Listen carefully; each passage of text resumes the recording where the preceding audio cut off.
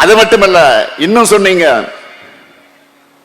ஒன்றியத்தில் ஆட்சிக்கு வந்த பிறகு மாற்று கட்சிகள் ஆட்சி பொறுப்பில் இருக்கிற மாநில அரசுகளை பழி வாங்க மாட்டேன். எந்த வகையிலும் மாநில அரசுகள் பழிவாங்கப்படாதுன்னு உறுதியளிக்கிறேன். என்னதான் அரசியல் வேறுபாடுகள் இருந்தாலும் ஒன்றிய மாநில உறவு சீர்குலைய இடம் தர மாட்டேன்னு பிரதமர் மோடி அவர்கள் சொன்னார்கள்.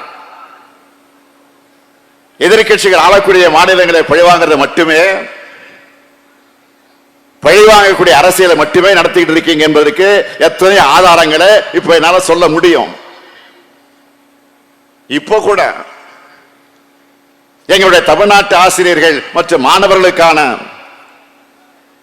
2151 கோடி ரூபாய் நிதியை கொடுக்காம பழிவாங்கற அரசியலை தான் நடத்திட்டு இருக்கீங்க.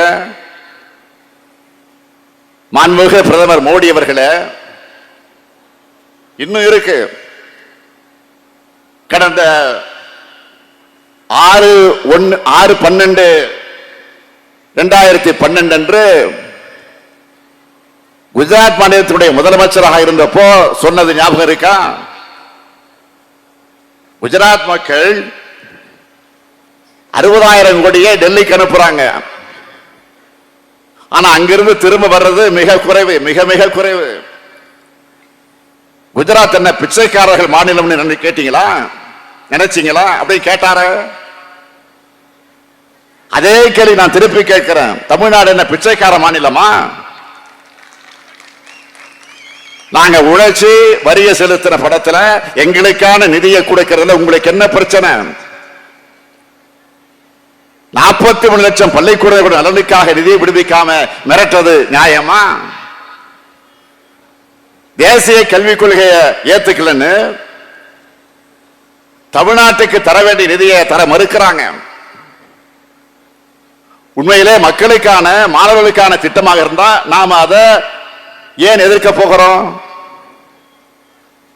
எல்லாரையும் கல்விக்குள் அழைச்சிக்கிட்டு வர திட்டமா இருந்தா அதை வரவேற்போமே, வரவேற்று மகிழ்ந்திருப்போமே, மகிழ்ச்சியோடு அதை நிறைவேற்றி இருப்போமே. ஆனா தேசிய கல்விக் கொள்கை அப்படிப்பட்டதான். கல்வியிலிருந்து மக்களை நீக்கம் செய்வதற்கான அத்தனை செயல் திட்டங்களையும் கொண்டதாகத்தான் இந்த கல்விக் கொள்கை இருக்கு. அதனாலதான் எதிர்க்க வேண்டியதாக இருக்கு. தேசிய கல்விக் கொள்கையை நாம ஏன் எதிர்க்கிறோம்னு அதனுடைய வரைவு கொள்கையா வெளிப்படையாகவே கல்வியாளர்கள் அடங்கிய குழுவை அமைச்சு தெளிவான ஆய்வறிக்கையை நாம் வெளியிட்டோம். தேசிய கல்விக் கொள்கை என்பது கல்விக் கொள்கை அல்ல, அது காவி கொள்கை. அது இந்தியாவை வளர்க்க உருவாக்கப்பட்ட கல்விக் கொள்கை அல்ல, இந்தியை வளர்க்க கொண்டு வரப்பட்ட காவி கொள்கை. இந்த கல்விக் கொள்கை தமிழ்நாட்டோட கல்வி வளர்ச்சியை மொத்தமா அழிச்சு ஒழிச்சுடணும் தான் நாம எதிர்க்கிறோம். சமூக நீதி எனப்படும் இடஒதுக்கீட்ட தேசிய கல்விக் கொள்கை ஏற்கல. பட்டியலின, பழங்குடியின, இதர பிற்படுத்தப்பட்ட மக்களுக்கு தரக்கூடிய உதவித்தொகையை இந்த கொள்கை மறுக்குது.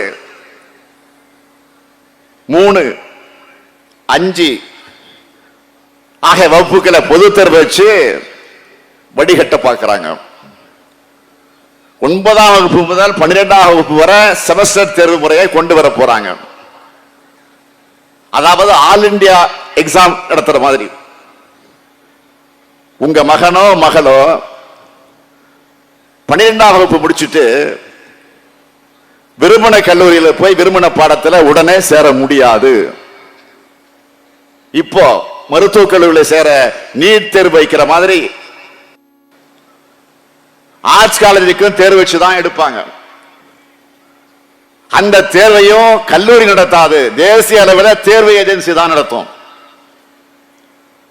10ஆம் வகுப்பு முதல் பட்டப்படிப்பு வரை படிப்பை தொடர விரும்பாத மாணவர்கள் அவங்களாகவே வெளியேறலாம். இப்படி சொல்றத போன்னு விரட்டத்துக்கு சமம். 6ஆம் வகுப்பு முதல் தொழிற்கல்வி என்ற பெயரால குலக்கல்வி திட்டத்தை அறிமுகப்படுத்த போறாங்க. குலத்தொழில ஜாதி தொழில தொடராம படிச்சு முன்னேற நினைக்கிறவங்கள மீண்டும் அதை நோக்கி தள்ள பார்க்கறாங்க. இதையெல்லாம் பார்த்துத்தான் தேசிய கொள்கை ஏற்றுக்க மாட்டோம்னு ஆணித்தரமாக சொல்றோம். ஆனா இதையெல்லாம் ஏத்துக்கிட்டாதான்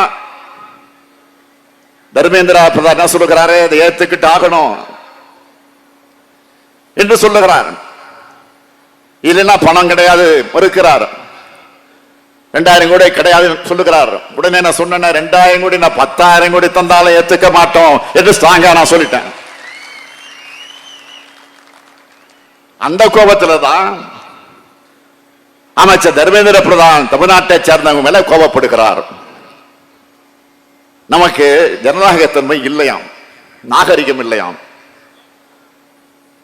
கல் தோன்றி மண் தோன்றா காலத்தை முன்தோன்றியே இனம் நம்முடைய தமிழினம். உலகத்துக்கு யாதும் ஊரே யாவரும் கேளீர் என்ற பண்பாட்டை உருவாக்கி கொடுத்துச்சு. அத்தகைய தமிழர்களுக்கு ஜனநாயகம் தெரியாதா, நாகரிகம் தெரியாதா? வந்தாரை வாழ வைக்கும் தமிழ்நாடு இது. பிறப்புக்கும் எல்லா உயிருக்கும் அறம் பேசுற தமிழகத்துக்கு ஜனநாயகத்தை பத்தி வகுப்பு எடுக்காதீங்க. நீங்க என்னமோ ஹெட் மாஸ்டர் மாதிரி, நாங்க என்னமோ ஸ்டூடெண்ட் மாதிரி எங்களுக்கு வகுப்பு எடுக்க வந்திருக்கிறீங்களா? விடமாட்டோம். தமிழ்நாடு விடாம போராடுறத நீங்க தாங்கிக்க முடியாம தமிழ்நாட்டை சேர்ந்தவங்க நாகரிகமற்றவர்கள் சொல்றார் ஒன்றிய அமைச்சர் தர்மேந்திர பிரதான் அவர்கள். தமிழ்நாட்டை கொச்சைப்படுத்துவதுதான் உங்களுடைய வழக்கம். ஏற்கனவே பார்த்தோமே, ஒடிசா மாநிலத்தில் தேர்தல் நடந்தப்போ மரியாதைக்குரிய நவீன் பட்நாயக் அவர்களின் செயலாளரா நம்முடைய தமிழ்நாட்டை சார்ந்த ஒருவர் இருந்தார்.